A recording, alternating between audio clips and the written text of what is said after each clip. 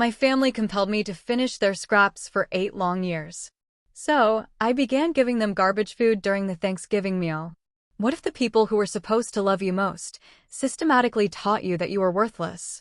For years, my family fed me literal garbage while they ate fresh, delicious meals. And then came Thanksgiving, when I finally decided I'd had enough. My family had this thing about leftovers. Not just your normal, eat them tomorrow kind of leftovers, no. What I'm talking about is something else entirely. They'd whip up fresh, delicious meals for everyone else at the table, while I'd get whatever scraps were left from, like, 3 days ago. It started when I was barely 12 years old. I remember it vividly. My older brother, Jake, would get a piping hot, fresh off the grill burger. My younger sister, Ariane, would get one too. And me? I'd get the cold, half-eaten remains of Jake's burger from yesterday. My mom would just shrug, food is food. Stop complaining. And my dad? He'd chime in, telling me I should be grateful we weren't wasting anything. Grateful. Can you imagine? Grateful for eating my brother's picked-over scraps while watching him bite into a brand-new, juicy burger? My blood would just boil. And this wasn't a one-off, okay? This was every single meal, for years. Breakfast? Fresh pancakes for everyone. Me? Soggy, cold pancakes from Tuesday, still bearing the faint scent of the fridge. Dinner? 3 fresh boxes of pizza ordered for them. Me? Hard, stale slices from last weekend that had been sitting in the box. Sunday roast. Everyone else got freshly carved, tender meat. I got the gristly ends from the previous Sunday, mixed with whatever vegetables had gone soft and mushy. I tried everything to escape it. I offered to cook for everyone, hoping that might change things. No, they'd say, the kitchen is Mom's domain. I tried buying my own groceries, stashing them away. They'd find them and throw them out, lecturing me, we don't waste money on duplicate groceries in this house. So I bought a mini fridge for my room, a little sanctuary for my own food. Dad promptly removed it. Said I was being selfish and dividing the family. My own family. But the worst part, the absolute gut punch, was birthdays. On Jake's birthday, a beautiful, fresh 3-layer chocolate cake. Ariane's birthday? A perfect, fresh strawberry cheesecake. And mine? Oh, I got the leftover pieces from both their birthdays, frozen, thawed out, and with a few candles stuck in them like that somehow made it special. My mom would smile, see? At least you get 2 kinds of cake. The sheer audacity, the obliviousness, it just crushed me every time. When I finally turned 18 and got my first job, I had this naive hope things would change. I thought, finally, they'll see me as an adult. Nope. I'd come home from my 8-hour shift to find everyone had already eaten fresh grilled chicken, while a sad plate of 4-day-old spaghetti sat waiting for me. Spaghetti that Jake had already picked all the meatballs out of. Spaghetti that had that distinct, stale fridge taste. But you need to eat with family, my mom would insist. Family meals are important. Family meal? Everyone else ate 2 hours ago. I was alone at the table, eating their literal old food. I moved out at 20, the second I could afford it. And they acted shocked. How could you abandon your family? Why are you being so dramatic over food? They genuinely didn't get it. It wasn't just about the food. It was about 8 years of being treated like the family's personal garbage disposal. It was about being told, again and again, that I was worth less, that I deserved less. But still, the guilt trips worked. They'd call, they'd text, they'd make me feel like the worst person in the world, so I'd come back for holidays. And guess what changed? Nothing. Thanksgiving, Christmas, Easter. Everyone got fresh everything. My plate? It was literally their leftovers from lunch, just artfully arranged to look like dinner. Last Thanksgiving, that was my breaking point. I watched my mom serve everyone fresh turkey, fresh stuffing, fresh everything. Then, she went to the fridge and pulled out a Tupperware container. Here, honey, she said, beaming at me, I saved this for you from our practice dinner on Tuesday. A practice dinner. They had a whole pre-Thanksgiving meal without me, and then saved me the scraps. That's when something inside me snapped. That's when I started planning for this year's Thanksgiving. I volunteered to help with the cooking. Mom was suspicious, but she agreed. I showed up early Thursday morning, grocery bags clutched in my hands, a plan forming. I started cooking alongside her. Everything looked perfect. The turkey golden brown and glistening. The sides vibrant and fragrant. The whole family started arriving. Jake with his wife, Ariane with her boyfriend, my aunts and uncles. Everyone commented on how amazing everything smelled. We set the table, a beautiful spread. Everyone sat down, their mouths watering. It was time to serve.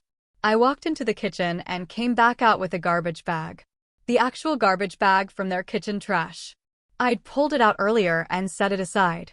I walked over to Jake first, a polite smile plastered on my face. And I started plating from it. Old turkey from 2 days ago, covered in coffee grounds. Stuffing mixed with eggshells. Mashed potatoes with cigarette ash from my uncle's ashtray. I set the first plate down right in front of Jake. He stared at it, his face a mask of confusion. "What the hell is this?" he blurted out. My smile didn't waver. "Leftovers from the garbage. Isn't that what we serve some family members?" My mom's face went absolutely white. "That's not funny. Take that away," she hissed. "Oh, but I thought food is food?" I asked, my voice dangerously calm. "Isn't that what you always told me?" I put a plate in front of Ariane. Bits of old salad covered in wet paper towel. She gagged, visibly recoiling. "This is disgusting," she cried out. "You're right," I agreed, my voice cutting through the tension. It is disgusting. Eating garbage while everyone else gets fresh food. But hey, at least you're eating with family, right? My dad stood up, his face darkening. "What is wrong with you?" he roared. "What's wrong with me?" I asked, my voice rising just a little, the years of pain bubbling to the surface. "I ate your literal leftovers for 8 years. Not even good leftovers. The stuff you picked through and didn't want, while you all ate fresh food right in front of me. Every meal. Every day." "But this is garbage," Jake's wife said, her voice small, not quite understanding yet. "So was making a 12-year-old eat your cold, half-eaten burger while you got a fresh one." I shot back, the anger finally breaking through. "So was serving me frozen birthday cake from 2 months ago. So was having a practice Thanksgiving without me and saving me the scraps." My mom tried to defend it, her voice trembling. "We were teaching you not to waste food." I laughed, a harsh, bitter sound. "You wasted food constantly. You just threw it away after picking out what you wanted. The only difference was you made me eat it instead of tossing it." My aunts and uncles sat in stunned silence. They'd eaten here dozens of times. They'd seen it. They'd said nothing. Then I walked back to the kitchen. And what I brought out next really shocked them. The actual Thanksgiving dinner I'd spent 4 hours making this morning sat on the counter, perfect and untouched. I carried the turkey out first, golden brown skin glistening under the dining room lights, steam still rising from where I'd kept it warm.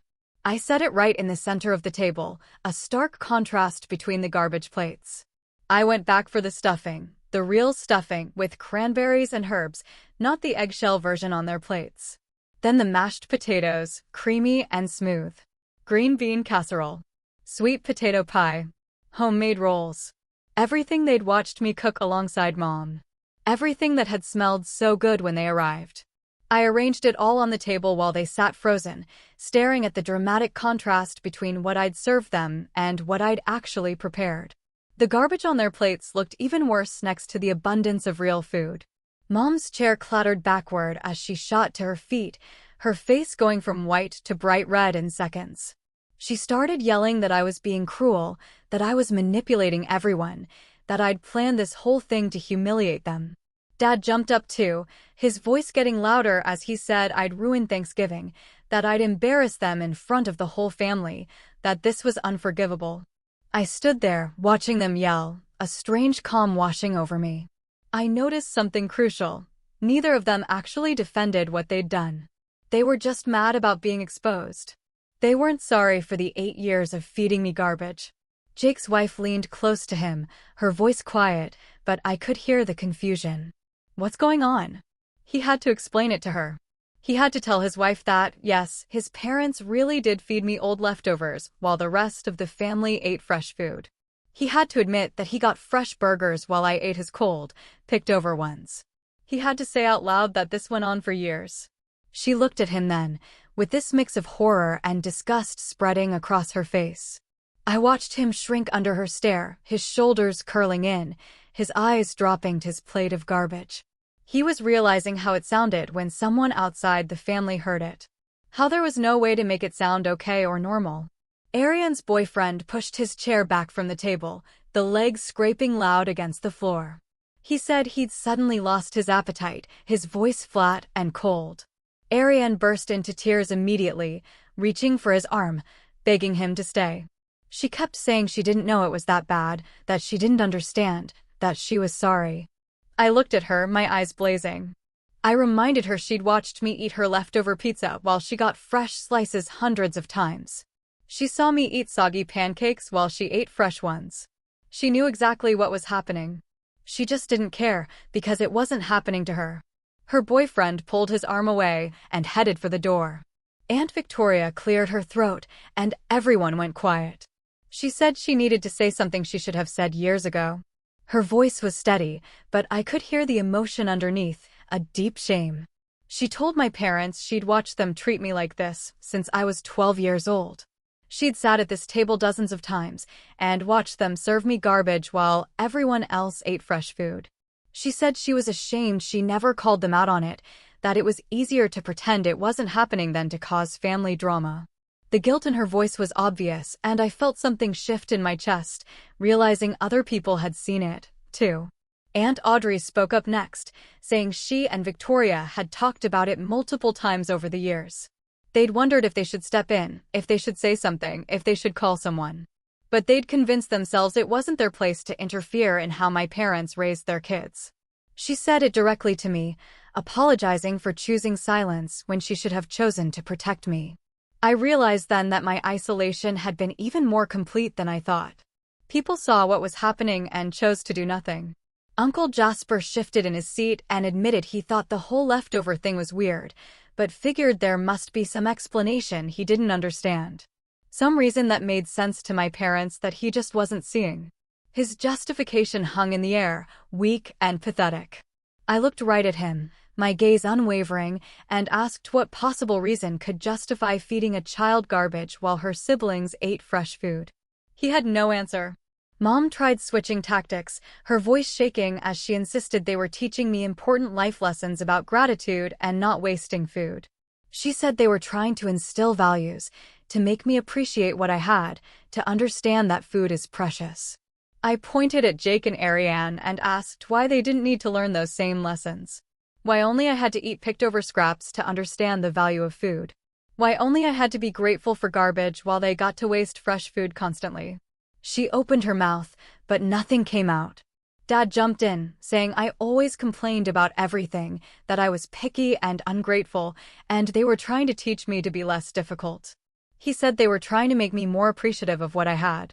I pulled out my phone and started scrolling through my photos.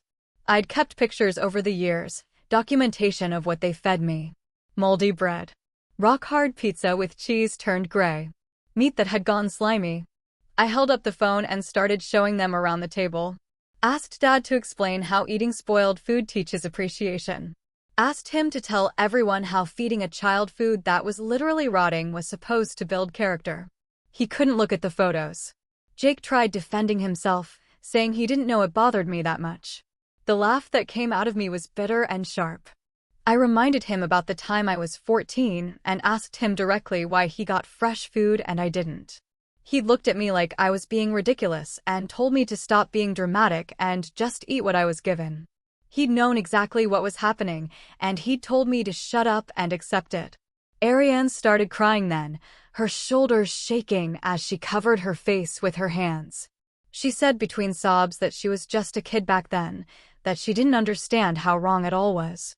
I watched her cry for a few seconds before responding. She's 24 now, I said, my voice flat. She's been an adult for 6 years.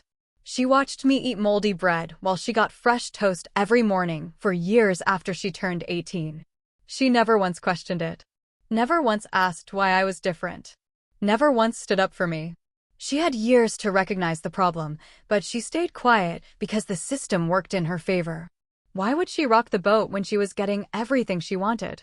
Her boyfriend put his arm around her shoulders, but she shrugged it off, still sobbing.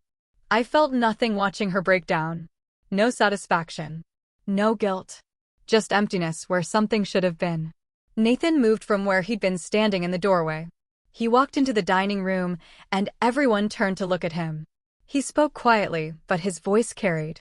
He told my parents that what they did has a name in psychology: scapegoating. They systematically singled out one child for different treatment, worse treatment. And that kind of targeted mistreatment causes lasting psychological damage. He explained it calmly, like he was teaching a class, but I could hear the anger underneath his controlled tone. He said, they chose her as the family scapegoat and trained everyone else to see that as normal. The room went silent except for Ariane's crying. Mom's face went red, and she turned on Nathan fast. She told him he doesn't understand our family, that he needs to stay out of family business. Her voice got shrill. She said he had no right to come into her home and make accusations about how she raised her children. Nathan didn't flinch. He responded calmly that he understands abuse when he sees it. He said watching someone he loves describe 8 years of being treated as less than human by her own family makes him understand plenty. He said the fact that they still can't take real responsibility proves they haven't changed at all. Mom opened her mouth to respond, but nothing came out. Dad stood up like he might do something, but Nathan just looked at him steadily until Dad sat back down. The room exploded then. Everyone started talking at once, voices overlapping and rising. Uncle Jasper turned on Dad and asked why he never said anything about the extended family staying silent. Dad shot back that it wasn't their place to interfere. Jasper said, watching a child be mistreated and doing nothing makes you part of the problem. Victoria jumped in saying she already apologized for her silence. Jake and Ariane started arguing across the table. Jake said Ariane was younger, so she had less responsibility. Ariane screamed that he was older and should have protected me. Their voices got louder and louder. Jake's wife tried to calm him down, but he pulled away from her. Ariane's boyfriend looked around the table like he couldn't believe what he was seeing. The aunts started defending themselves to each other. Someone knocked over a water glass, and it shattered on the floor, but nobody moved to clean it up. I stood up. My chair scraped loud against the floor. I didn't yell, but my voice cut through all the noise. Stop. Everyone stopped talking and looked at me. I didn't do this to watch you fight with each other. I didn't do this for some kind of revenge satisfaction. My voice trembled slightly, then steadied. I did this because I needed you to finally see what you did to me. I needed you to stop pretending it was normal or acceptable. I needed you to stop making excuses. I looked around the table at all of them. My parents. My siblings. My aunts and uncles. Every single person who participated in my mistreatment or watched it happen. I spent 8 years being treated like garbage, I told them, and you all acted like that was fine. The silence after I spoke felt heavy. Victoria spoke up then. She asked me what I wanted from them now. What would make this right? Her voice was gentle, but I could hear the genuine question underneath. She really wanted to know. I looked at her for a long moment before answering. I told her honestly that I didn't know if anything could make it right. 8 years of systematic mistreatment doesn't just go away because people finally admit it was wrong. But I knew that pretending it never happened wasn't an option anymore. Accepting their excuses wasn't an option anymore. I said I needed them to acknowledge the reality of what they did, without justification or deflection. Victoria nodded slowly. She didn't try to argue or defend anyone. Mom started crying again. Real tears this time, not angry ones. She said through the tears that she never meant to hurt me. She thought she was teaching me important values about not wasting food and being grateful. Her voice broke on the last word. I looked at her crying and felt that same emptiness. I asked her why teaching me values required feeding me spoiled food while my siblings ate fresh meals. Why did Jake and Ariane get to waste food constantly while I had to eat garbage? Why was I the only one who needed to learn gratitude? She had no answer, just more tears. She kept crying and shaking her head like that would somehow make this go away. Dad cleared his throat. He said they made mistakes, but they did their best as parents. That sentence made me angrier than anything else he'd said all day. I felt heat rise in my chest. I told him that feeding one child garbage while the others eat fresh food isn't a mistake. Mistakes are accidents. Mistakes are one-time things. What you did was a choice you made every single day for 8 years. You chose to make fresh pancakes for Jake and Ariane. You chose to give me the soggy ones from 3 days ago. You chose to order fresh pizza for everyone else. You chose to give me the hard leftovers. Every meal. Every day. Those were choices, Dad. Not mistakes. Dad's face went pale. He looked down at his plate. Jake's wife stood up suddenly. She told Jake she needed to leave and asked if he was coming with her. Her voice was tight and controlled, but I could hear the disgust underneath. Jake looked at her, then at our parents, then back at her. I watched him struggle with the choice.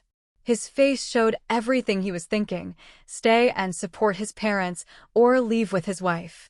Protect the family system, or acknowledge how wrong it was. I saw the exact moment he made his decision. He stood up and mumbled an apology to nobody in particular. He wouldn't look at me.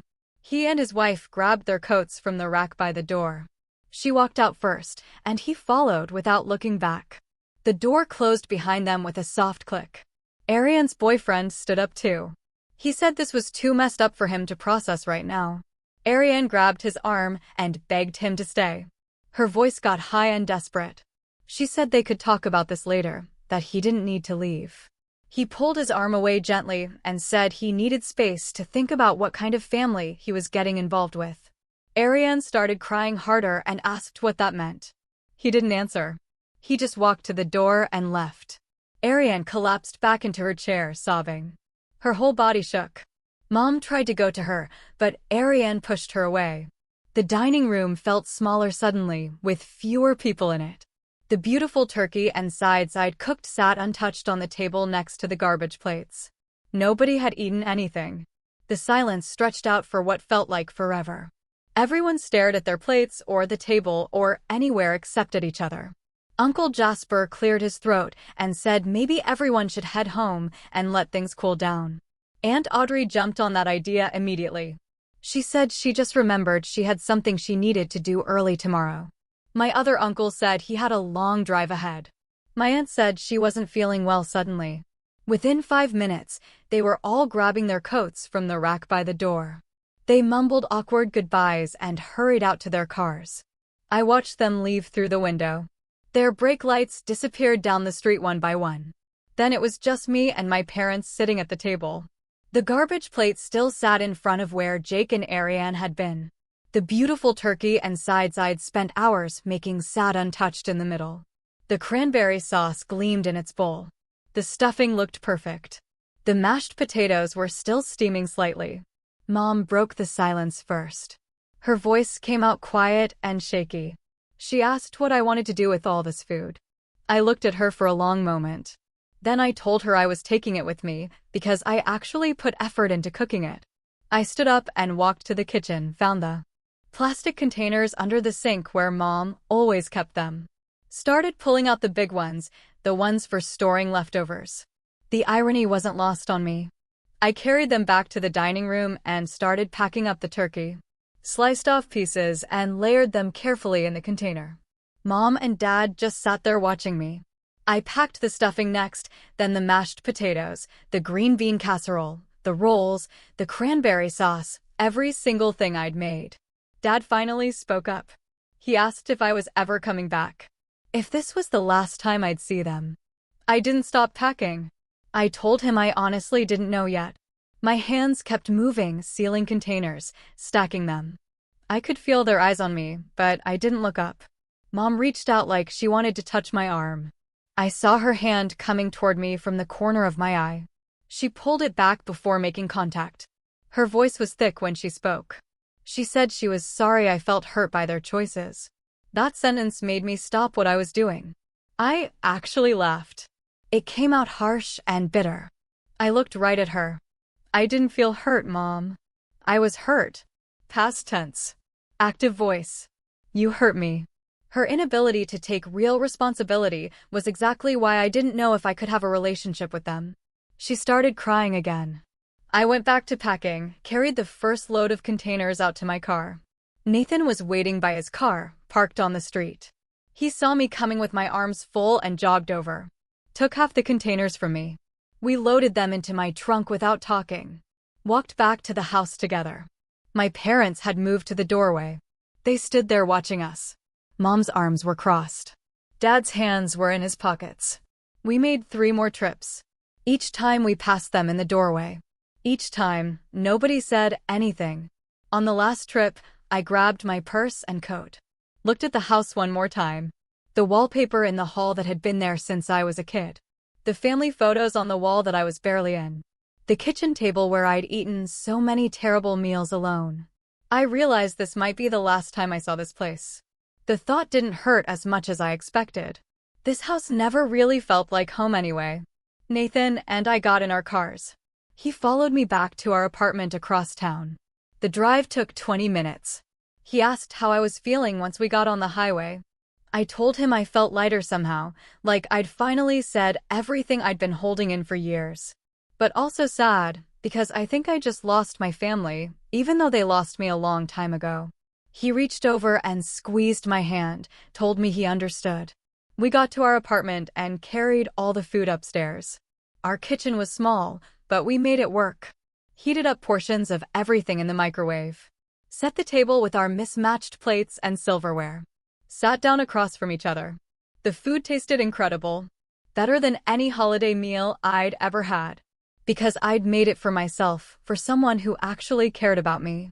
Nathan told me he was proud of me for standing up for myself. Even though it was painful. Even though it cost me my family. We ate until we were full. Put the leftovers in the fridge. These leftovers were mine. Nobody picked through them first. Nobody saved them for me as an afterthought.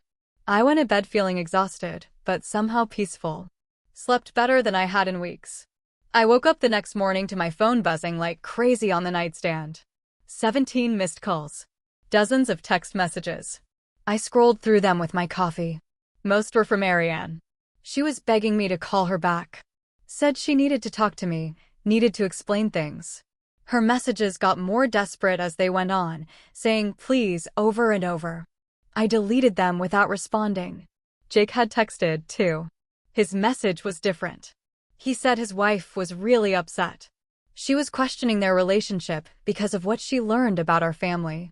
He asked if I was happy now that I'd ruined his marriage. That told me everything I needed to know. He still didn't get it. Still thought this was about me wanting revenge, not about them finally facing what they'd done. I deleted his messages, too. Then I opened my email. Mom had sent a long message sometime around 3 o'clock in the morning. The subject line said, "We need to talk." I started reading. It was full of explanations and justifications about teaching me character, preparing me for a hard world, building resilience. The same excuses I'd heard my whole life, just written out in paragraphs instead of spoken. I got halfway through and hit delete. I'd heard all of this before. Nothing had changed, except now it was in writing. My phone rang while I was staring at the deleted email. Victoria's name showed on the screen. I almost didn't answer, but something made me pick up. She started talking before I could say hello. She told me she needed to say something she should have said years ago. Her voice sounded shaky. She said she failed me as an aunt. She watched my parents treat me that way since I was 12, and she never protected me. She said she understood if I didn't want a relationship with her, but she wanted me to know she recognized her part in it. The complicity. That word hit different coming from her. I sat down on the couch, told her I appreciated her calling. She asked if we could talk sometime when I was ready. I said maybe. She didn't push, just said she'd be there whenever I needed her, and hung up.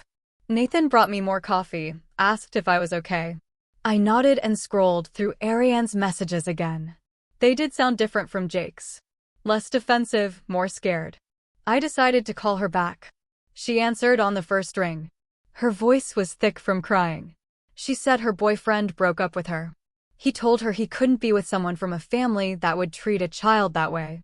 She was sobbing so hard I could barely understand her. She begged me to call him, to tell him she's different, that she's not like our parents. I took a breath, told her gently that she participated in my mistreatment for years. She never questioned why I got different food. She never stood up for me, not once. She needed to understand why he was concerned instead of expecting me to fix this for her. The line went quiet for a second. Then her voice changed, got sharp. She said, "You destroyed the family. You destroyed everyone's relationships just to make a point." I reminded her I didn't destroy anything. I just showed everyone what was already broken. The fact that she was angry at me instead of at our parents proved she still didn't understand. She hung up on me. I set my phone down and rubbed my face. Nathan sat next to me, put his hand on my shoulder. He said, "Maybe you should talk to someone professional about all this. Someone who could help you process everything that happened." I looked at him. He pulled out his laptop and started searching. Found a therapist named Lindsay Hooper who worked with family trauma. Her office was across town. Nathan helped me write an email requesting an appointment. She responded within an hour. Had an opening the following week. I booked it. The next few days were quiet. I ignored more messages from my parents. Blocked Ariane's number after she sent 40 texts in one night. Went to work, came home, tried to feel normal. 3 days after Thanksgiving, someone knocked on my apartment door around 8 at night. I looked through the peephole. Jake stood there looking exhausted. His hair was messy. His eyes had dark circles under them. I opened the door. He said his wife moved to her parents' house. She wouldn't talk to him until he dealt with his family issues. He said he needed to understand what happened. Needed to understand why everyone was so upset. I almost closed the door, but something about how tired he looked made me step aside, let him in. We sat at my kitchen table, talked for 2 hours. He admitted he never thought about why I got different food. He just accepted it as normal because that's how things always were in our house. He said watching his wife's face at Thanksgiving made him realize how wrong it was. Made him see it through someone else's eyes for the first time. I asked him about specific things, the birthday cakes, the practice Thanksgiving, the mini fridge Dad took away. He remembered all of it, just never connected it to anything bad. He apologized. Actually apologized. Not the fake kind where someone says, "Sorry you felt that way." A real apology.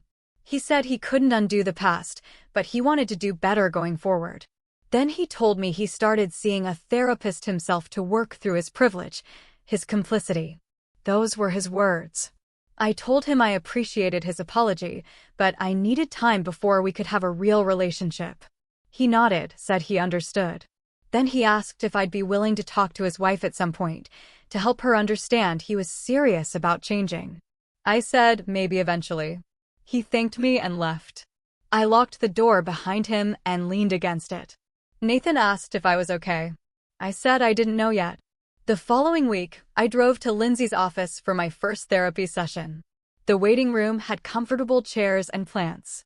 Lindsay came out to get me. She was younger than I expected, maybe 40. She had kind eyes. We went into her office and sat down. She asked me to tell her why I was there. I started with Thanksgiving, then went back to the beginning.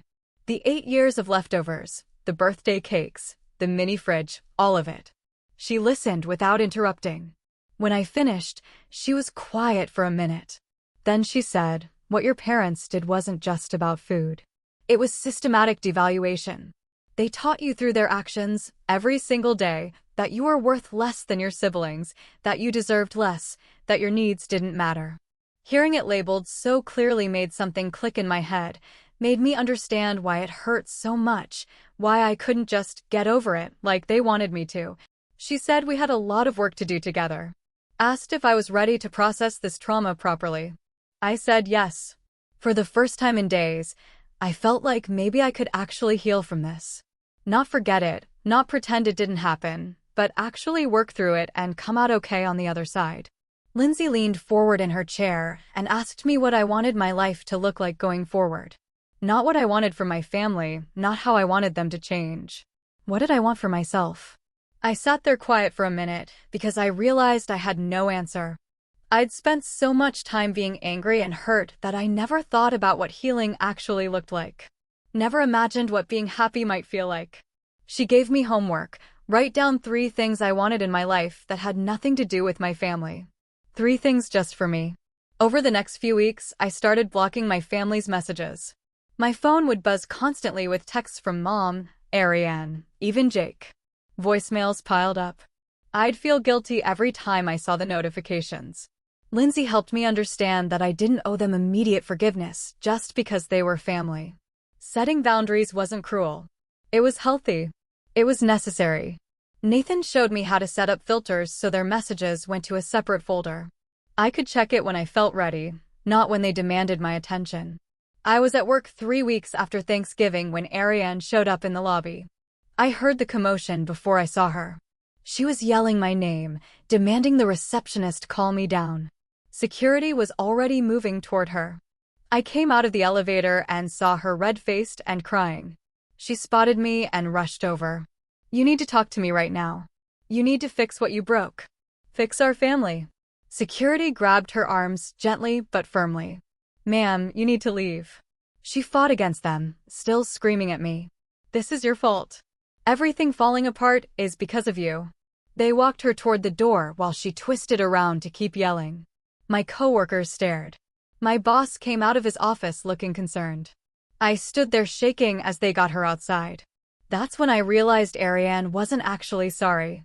She was just mad about the consequences. That night, I sat at my computer and wrote an email to my entire family. Subject line, boundaries. I kept it simple. No unannounced visits to my home or workplace. No showing up without permission. No sending messages through Nathan or his family. No third-party contact through friends or extended family. I would reach out when and if I was ready to talk. They needed to respect my timeline, not theirs. Mine. I hit send before I could second-guess myself. Mom responded in under 5 minutes. A long email about how I was being unreasonable, how families work through problems together, how I was tearing everyone apart by refusing to communicate, how she raised me better than this. I read it once and felt my chest get tight. Nathan found me staring at the screen. He read over my shoulder and then gently closed the laptop. He showed me how to set up filters so Mom's emails went straight to a folder I could check later when I was emotionally ready, not when she decided to bombard me. Victoria was the only one who respected my boundaries completely. She sent one text: "I'm here whenever you're ready." No pressure, no guilt, no demands. Then silence. Nothing for days, nothing for weeks. The quiet from her made me more willing to eventually talk to her than all of Ariane's screaming or Mom's guilt trips ever could. She was showing me what respect actually looked like. My next therapy session with Lindsay focused on grief. She helped me see that I was grieving the loss of my family. But not the family I actually had. The family I wished I'd had. The parents who would have fed me fresh food and treated me equal to my siblings. The brother and sister who would have stood up for me. I wasn't losing something good. I was releasing something that had been hurting me for years. The grief was real, but it was complicated. Mourning people who were still alive, but had never really been there for me anyway. Nathan came home from work one evening in early December with an idea. He asked if I wanted to host our own holiday dinner. His parents, his sister, maybe a few close friends. People who actually cared about me. People who treated me like I mattered. We could make new traditions, better traditions. The idea made something warm spread through my chest, creating something positive instead of just running from something negative. I said yes before he even finished explaining his plan. My phone buzzed with a text from Jake a few days later. "Can we meet for coffee? I promise to respect whatever boundaries you set. Just want to talk if you're willing." I stared at the message for a long time. Showed it to Lindsay at my next session. She asked what I wanted to do, not what I should do, what I actually wanted. I decided I'd meet him.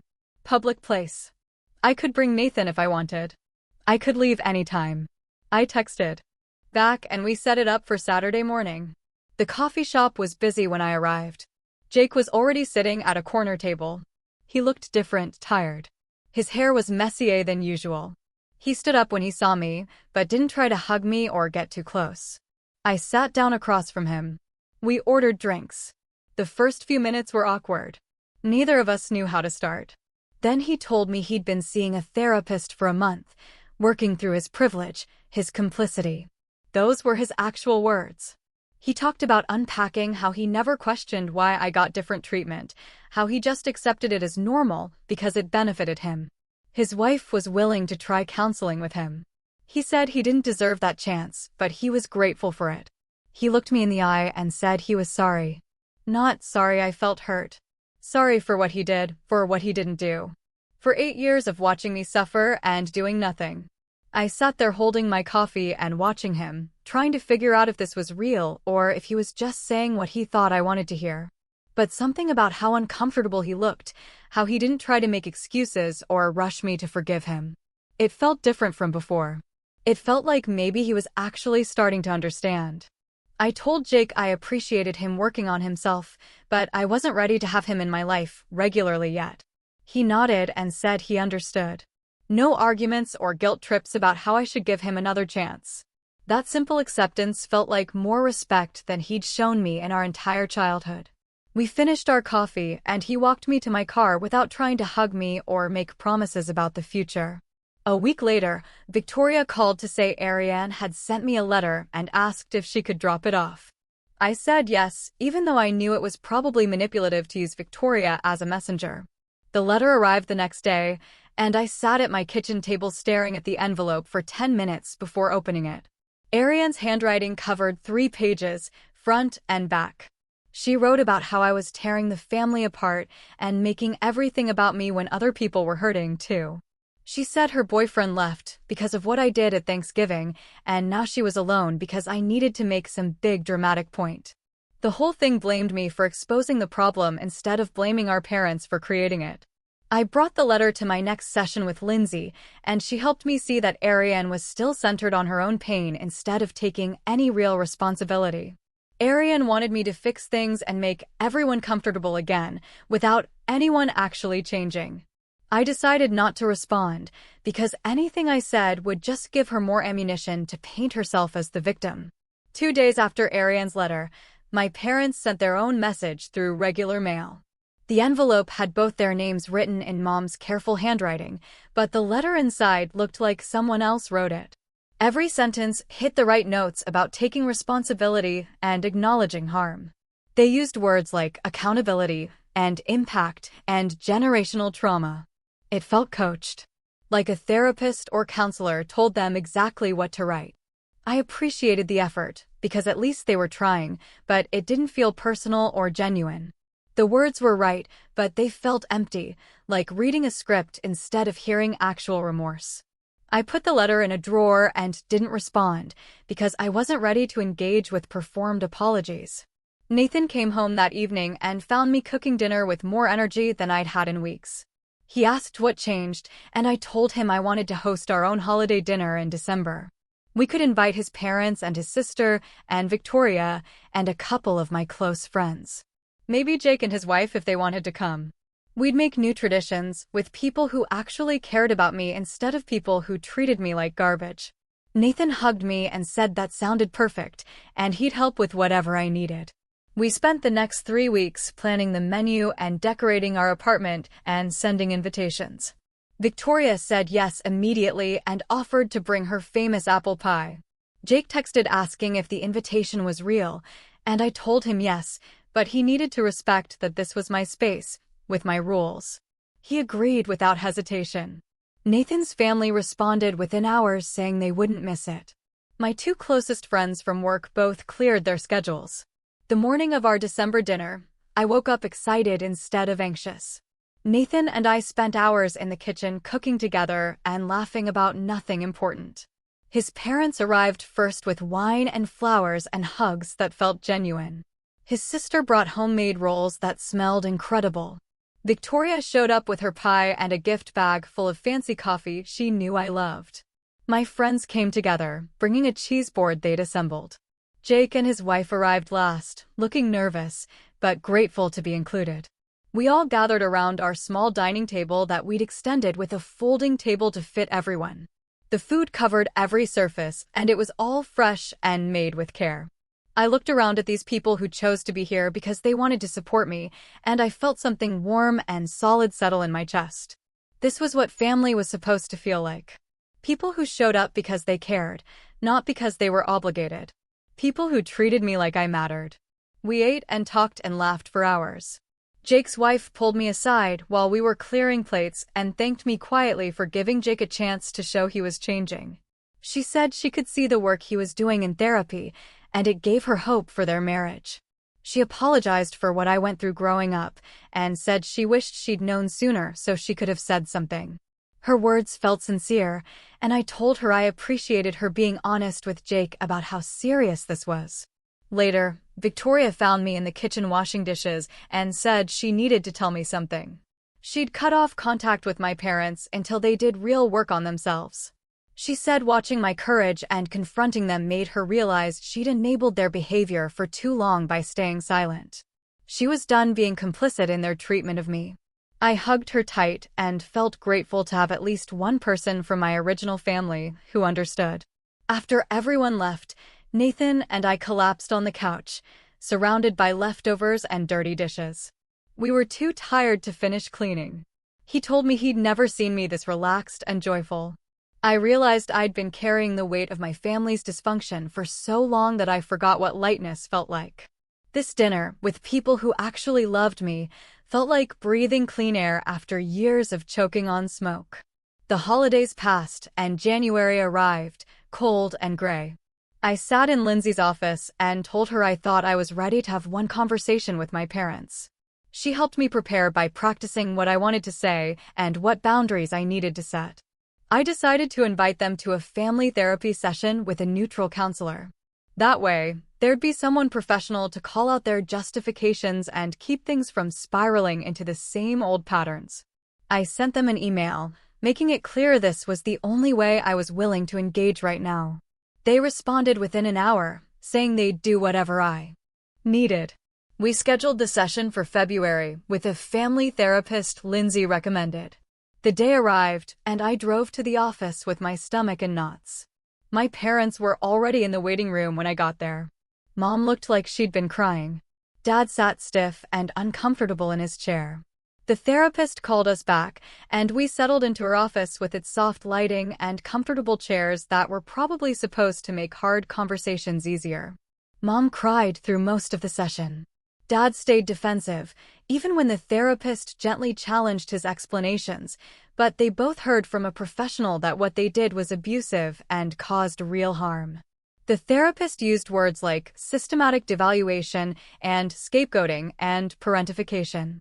She helped them understand why their justifications about teaching me lessons didn't excuse their choices to treat me differently than my siblings. She pointed out that if the lessons were so important, everyone should have learned them the same way. After an hour, the therapist asked my parents what they wanted from this process. They both turned to me and asked what they needed to do to have a relationship with me. I took a deep breath and told them honestly that I didn't know if that was possible. If it was, it would require years of consistent, changed behavior and respect for my boundaries, not just apologies. And it meant accepting that I might never trust them the way I did before they spent 8 years teaching me I was worth less than my siblings. It meant understanding that some damage doesn't get fixed with a few therapy sessions and a letter. They sat with that information, looking smaller than I'd ever seen them. And I felt something shift inside me. Outside the therapist's office, I sat in my car for 10 minutes, just breathing. My hands were steady on the steering wheel. My chest felt lighter than it had in months. I'd said everything I needed to say to my parents in that session, and I hadn't cried or yelled or lost control. Lindsay had helped me prepare exactly what boundaries I needed to set, and I'd done it. I drove home, and Nathan was waiting with dinner already made.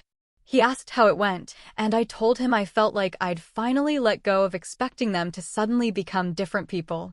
A week later, Jake texted asking if Ariane could talk to me. She wanted to join a therapy session if I was willing. I thought about it for 2 days before I agreed to one meeting with Lindsay present. Ariane showed up looking scared and small in a way I'd never seen her. The session started with Lindsay asking Ariane what she wanted from this conversation. Ariane broke down crying within 5 minutes. She said she'd been terrified of becoming the target if she defended me.